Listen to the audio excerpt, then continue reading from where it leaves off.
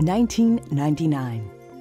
As people around the world eagerly looked forward to a new century, the people of Africa were experiencing an entirely different emotion: overwhelming despair.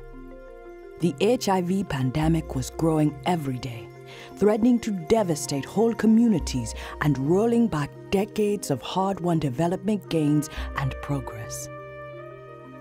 Sub-Saharan Africa was suffering the greatest impact of all. In the region since the mid-80s, 16 million people had died of AIDS and 25.3 million were living with HIV. HIV/AIDS has got the potential to wipe out nations. Why? Because it can wipe out the smallest unit of a society, the family. In many villages, households have closed down because everybody has died. You'll find just a few children left. While working on many fronts to galvanize a response from the international community, UN Secretary General Kofi Annan turned to Bristol-Myers Squibb, and with no blueprint to follow, yet driven by a deep desire to make a difference, Bristol-Myers Squibb responded with what was, and still is, their first and largest corporate philanthropic commitment to target AIDS in Africa. We called it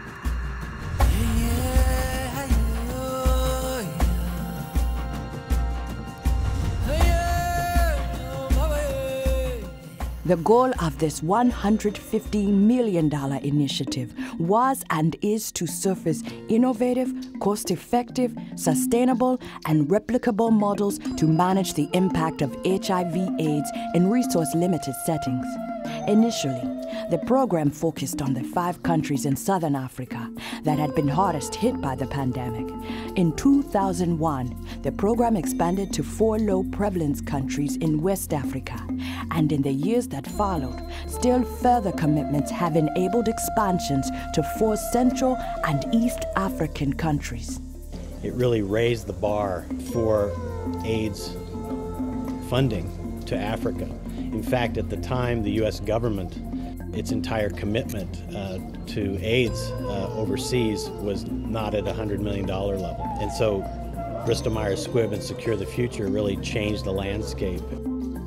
Their program would be shaped and managed in Africa by Africans for Africans, working in full partnership with governments, community-based and non-governmental organizations, and people living with HIV. What Secure the Future has brought is very strongly community-embedded action, and has brought together people who would not have worked together, from academic institutions to community activists to groups of people living with HIV.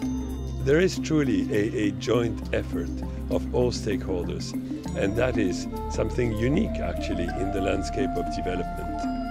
Secure the Future wasn't just a commitment in dollars. It was also a commitment to listen, to change and to adapt as the epidemic and the global response evolved, to rigorously monitor and evaluate, and to show results, and that the program made a difference, as well as what did not work. The initial goal was to help the hardest hit subpopulations, women and children, by focusing on 2 areas of their needed response: community outreach and education, and medical research and care. Advisory committees were formed, and Secure the Future began asking the African people for their best ideas on how to provide care and treatment for their disease. Ideas that had not had the chance to be seen beyond the borders of the immediate community, because the AIDS response itself was in its infancy. During the first 3 years of the program, funding was provided for more than 160 projects. The results that was obtained through those programs really was so significant, because ourselves defined our own programs, but we also was able to implement those programs really adapted to our specific needs, and this was really unique opportunity. Community outreach and education initiatives helped reduce the impact of HIV/AIDS by promoting prevention, reducing stigma, and offering counseling and hope through home-based care, orphan care, buddy programs, food security, and income-generating activities. Clinics have been opened, orphanage have been opened, and I was actually amazed of the kind of training that has taken place. Funding also supported much-needed operational research to better understand the treatment needs of patients in resource-limited settings. From those efforts came a smear test that can diagnose HIV in a child younger than 2 years of age, an antiretroviral dosing regimen that can break mother-to-child transmission after birth, the first low-cost CD4 cell count test that transformed care in rural areas by making disease monitoring accessible.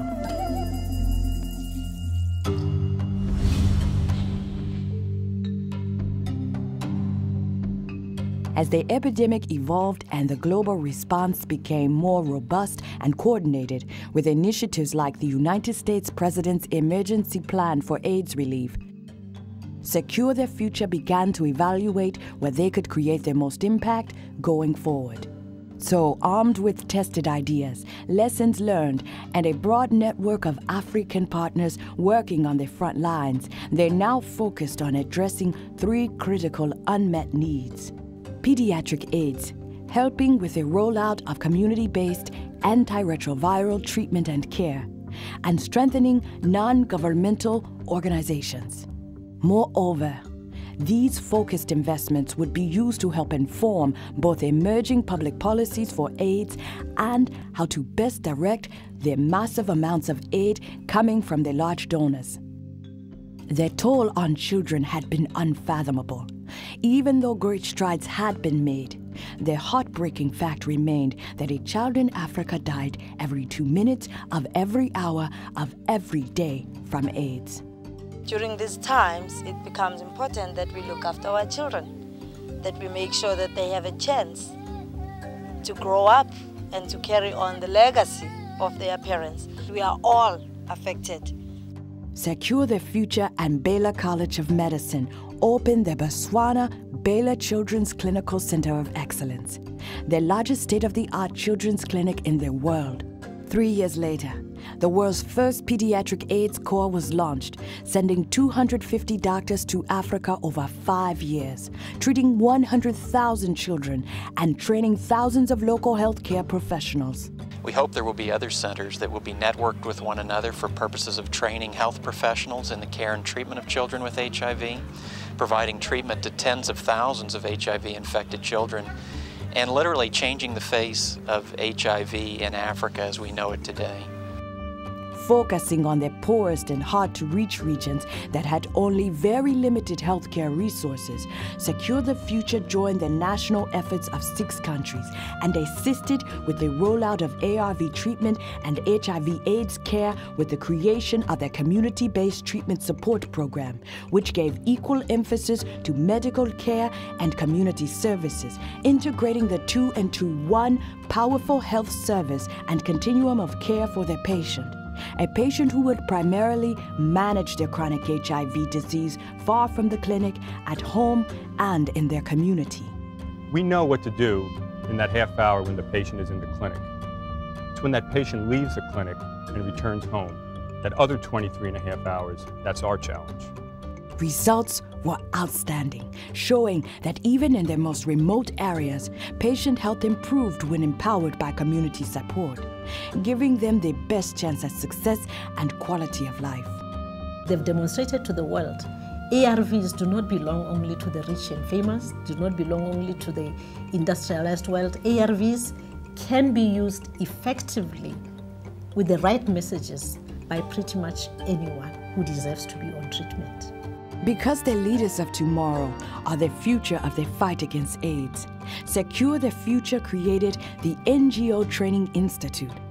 Operating across borders, this virtual training institution develops and builds leadership and governance skills that will equip them to grow and operate more effectively. A legacy of Secure the Future for years to come.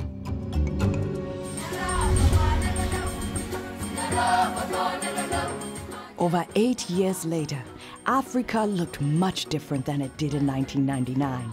Billions of dollars now came to help from all over the world. Lives were being saved, people were paying attention, but our work was not done, not nearly.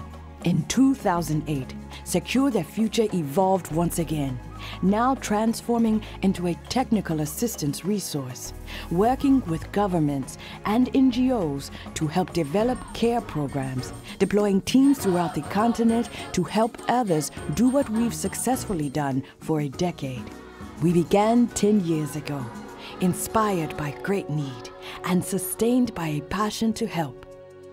Today, over 220 programs in 14 countries helped hundreds of thousands of patients and their families. I really think that when the history of HIV/AIDS in Africa is written, that what Secure the Future has done here will be viewed as a turning point. A leading catalyst for change. A legacy of hope. What Secure the Future has done, even if they do nothing else, believe me, they have added more power, life, they've given life to majority of the people in this subcontinent who would never have lived to see another day.